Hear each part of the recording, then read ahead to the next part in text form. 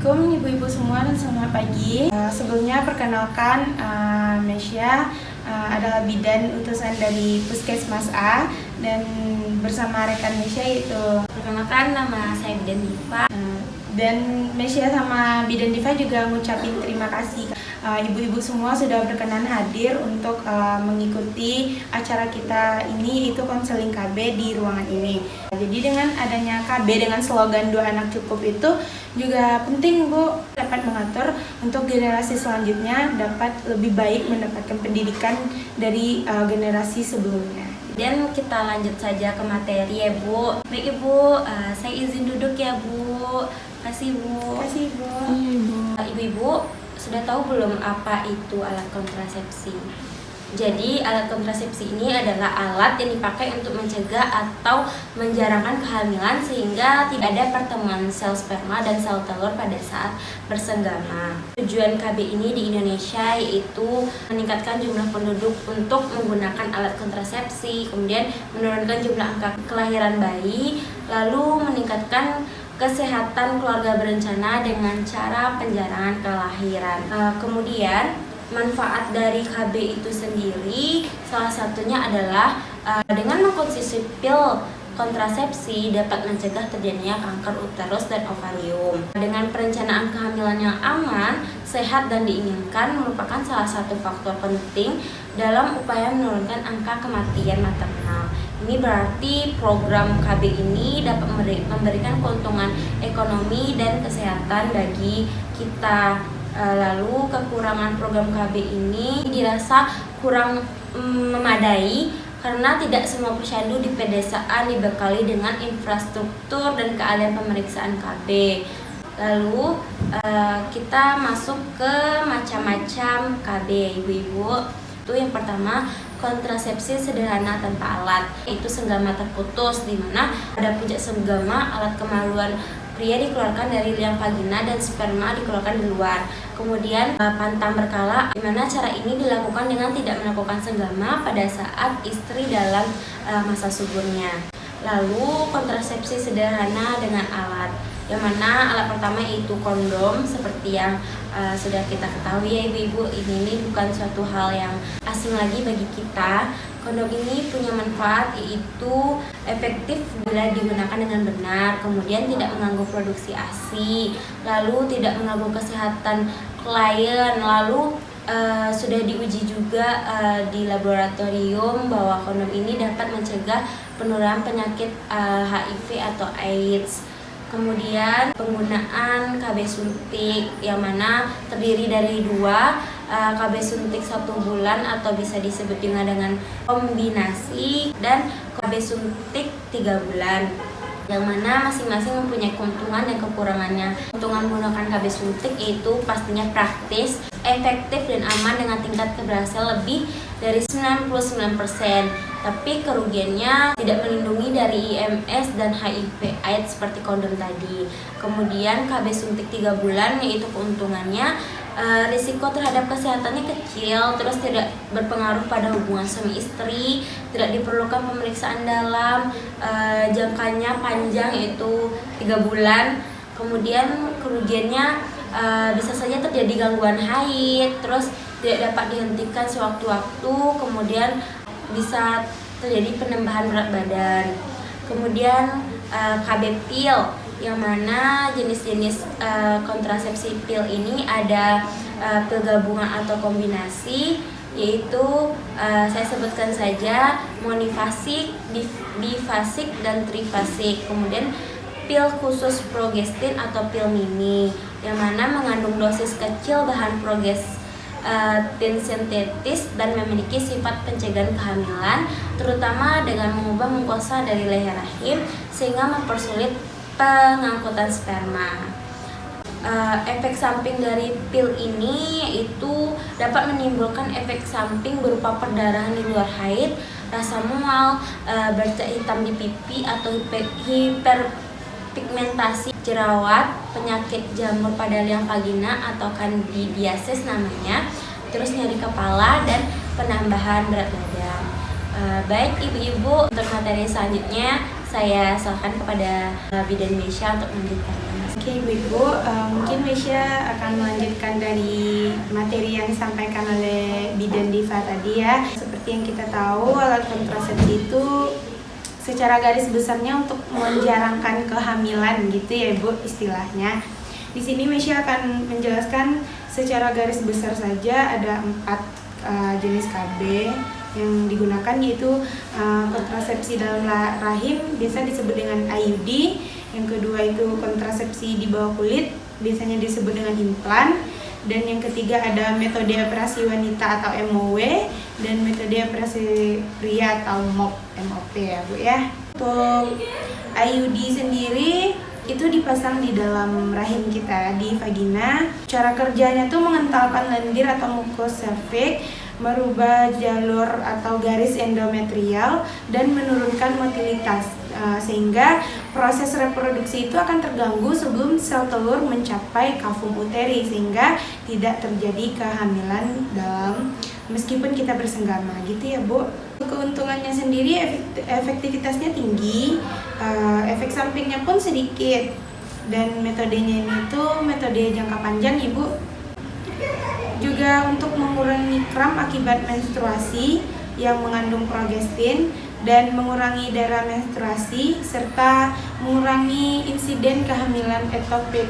Selanjutnya untuk implan sendiri itu berbentuk seperti pipa dan ada 2 buah, nanti dipasang di lengan kita, lengan bagian dalam. Implan ini mengandung hormon progestin yang akan mencegah indung telur melepaskan sel telur yang dihasilkan dan menebalkan mukus di mulut rahim sehingga sperma sulit untuk melewatinya. Keuntungannya itu mampu mencegah kehamilan bahkan sampai 5 tahun dan berbentuk elastis, tidak memberikan masalah saat melakukan hubungan suami istri.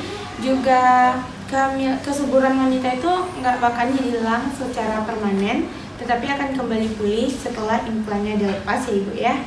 Kekurangan tuh mungkin pas awal-awal pasien akan merasa mual atau sakit kepala, penurunan bahkan peningkatan berat badan bisa terjadi juga. Tapi tidak dianjurkan ya Ibu untuk wanita yang menderita peni, kanker payudara, hati, pengumpalan darah atau sejenisnya ya Ibu. Selanjutnya kita beralih ke MOW atau metode operasi wanita, yaitu dimana dilakukan pemotongan dan pengikatan tuba falopi sehingga spermatozoa tidak dapat bertemu, dan manfaatnya tidak mempengaruhi menyusui, tidak juga berpengaruh kepada hubungan suami istri. Indikasinya mungkin untuk wanita yang usianya lebih dari 26 tahun, paritas lebih dari 2, dan yakin telah mempunyai keluarga sesuai dengan kehendak ya Bu ya. Selanjutnya kita beralih ke metode operasi pria atau MOP. Merupakan satu metode pada pria yang aman, sederhana, efektif, dan memakan waktu operasinya itu singkat Bu.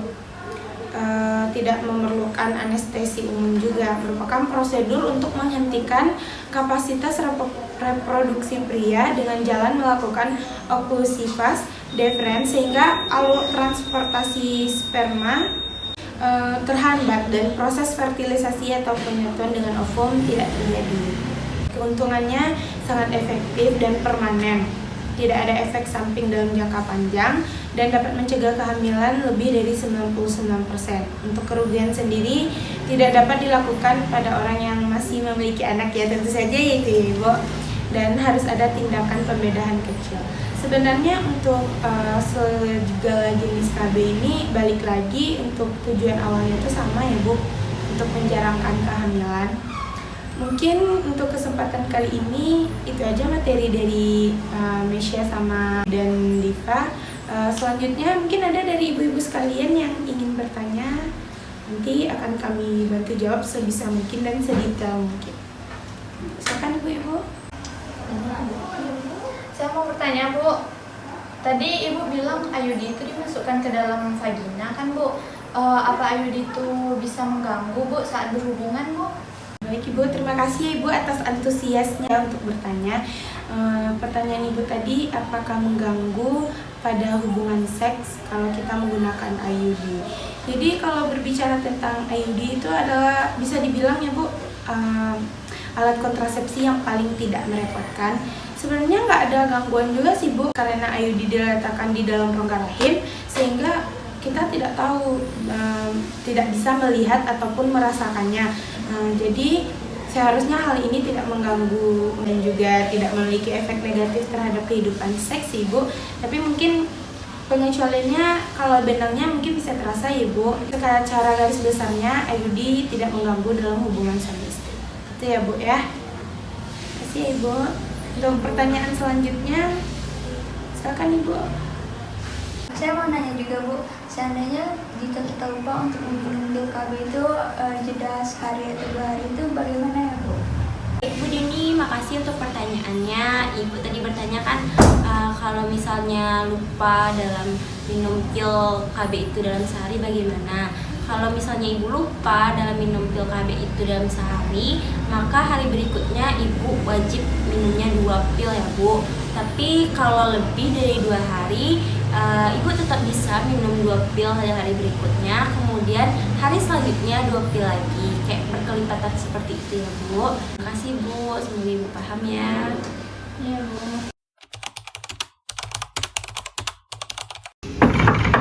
Assalamualaikum. Silakan masuk. Iya Ibu, silakan duduk Ibu. Terima kasih ya Ibu. Iya Bu. Kenalkan Ibu, nama saya Bidan Aini. Sebelumnya dengan Ibu siapa ya Bu?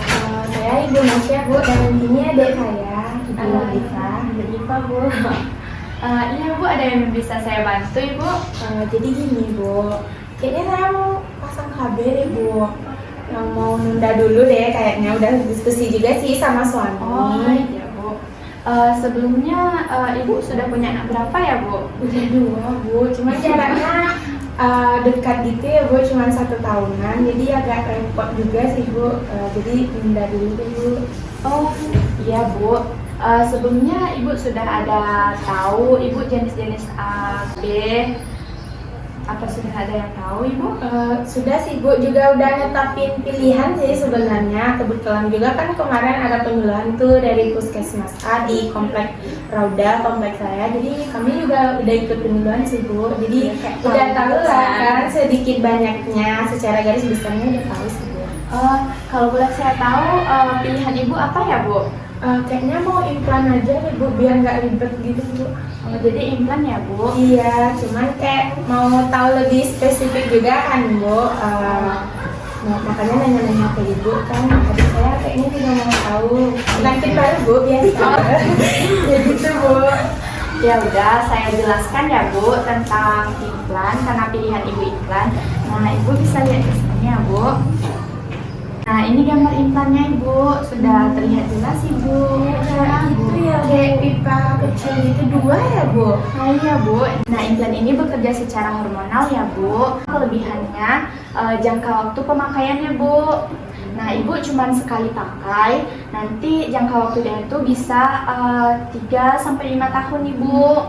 Nah, Ini nggak repot-repot ganti ya Bu, Iya, datangnya Bu. pas sudah mau buka aja ya Bu. iya Bu, juga nggak perlu lupa-lupa mau minum gitu Bu. Nah, selanjutnya yang keduanya itu ya Bu, implan ini hasilnya tuh memuaskan Ibu, maksud saya. Nah, nanti tidak mengganggu hubungan suami istri gitu Bu. Tidak ada, karena tidak ada benda kan Bu yang dimasukkan ke dalam vagina, jadi lebih nyaman untuk berhubungan Juga ya Dek. Iya Kak. Cuman ya Bu, implan ini aman gitu nggak ya Bu buat ibu rumah tangga kayak kita? Soalnya kan ngurus anak ya Bu. Ya walaupun saya belum, tapi kan pengen tahu kakak saya. Soalnya saya sudah lihat gitu Bu, dia keteteran. Maksudnya nanti dia gimana gitu Bu. Iya Bu, aman untuk implan ini. Nah, tapi walaupun aman tentu ada kekurangan ya Bu, karena bekerja secara hormonal. Nah, nanti kalau kekurangannya ini kalau bisa menimbulkan flek. Nah, tapi flek ini bisa beda-beda ya Bu, setiap orang kadang muncul, kadang tidak ya karena hormonal tadi ya Bu. Nah, kemudian juga bisa mengganggu siklus menstruasi Bu, kadang bisa lebih cepat atau lebih terlambat dari biasanya gitu Bu. Nah, nanti juga bisa menambah berat badan Ibu, misal dari yang biasa bisa lebih naik gitu, Bu. Berarti itu hal yang wajar ya, Bu? Iya, Bu, itu hal yang wajar. Oh iya Bu, selain yang tadi ya Bu, kekurangan yang Ibu bilang tadi, ada nggak sih Bu efek sampingnya gitu Bu yang lain? Oh, palingan pusing Bu, itu pun di awal-awal pemakaian. Nah, kemudian varises Bu. Nah, balik lagi ya Bu, itu hormonal. Hormon orang beda-beda, jadi nggak semua orang muncul varises gitu Bu. Kalau misalnya setelah pemakaian itu, jangan dulu ya Bu untuk mengangkat yang berat-berat. Palingan 2-3 hari Bu. Nah, tidak boleh juga ya Bu diusahakan jangan basah dulu gitu Bu. Nah, nanti kalau lukanya udah kering, baru Ibu boleh lagi beraktivitas seperti biasa Bu. Sebenarnya nih agak sensitif ya, Bu, pertanyaannya. Jadi agak malu gitu ya. Tanyakan aja Bu. Nah, jadi kayak kalau siap pemakaian itu bisa langsung berhubungan atau gimana ya, Bu? Nah, kalau untuk ini ya Bu, usahakan dulu, disuruh dulu Bu suaminya untuk puasa gitu ya Bu, 1 minggu. 1 minggu ya, Bu? Iya Bu, 1 minggu. Jadi kalau misalnya suaminya nggak mau puasa dulu, nah kan udah ada kondom, disuruh dulu ya Bu suaminya menggunakan kondom. Pakai kondom dulu gitu ya, Bu? Iya Bu. Masih ada yang mau ditanyakan Bu? Kayaknya sih. Iya sih Bu. Gimana Ibu sudah menetapkan pilihannya untuk pasang sekarang atau bagaimana Bu? Kalau yakin sih udah ya, Bu. Ini cuman ya namanya suami istri perlu diskusi lagi gitu ya, Bu. Jadi Iya, kayaknya Bu. mau nanya dulu lah ke suami, Bu. Oh iya Persetujuannya Bu. gitu. Tentu harus persetujuan suami juga ya Bu. gitu sih, Bu. Saya kasih ya Bu ini untuk suratnya, dan nanti Ibu kalau misalnya suaminya setuju untuk pemasangan iklan ini, nah Ibu datang ke sini lagi untuk pemasangannya ya Bu. Nah ini ditandatangani ya Ibu dan dibawa waktu Ibu mau memasang iklannya Bu. Iya, Bu. Harus ada tanda tangan saya dan suami ya, Bu. Kasih ya, Bu, Pak. Iya, Bu. Untuk ilmunya gitu, kayak bermanfaat kali ilmu Iya. mahal itu. Kami permisi dulu ya, Bu. Terima kasih Iya, ya, Bu. Bu.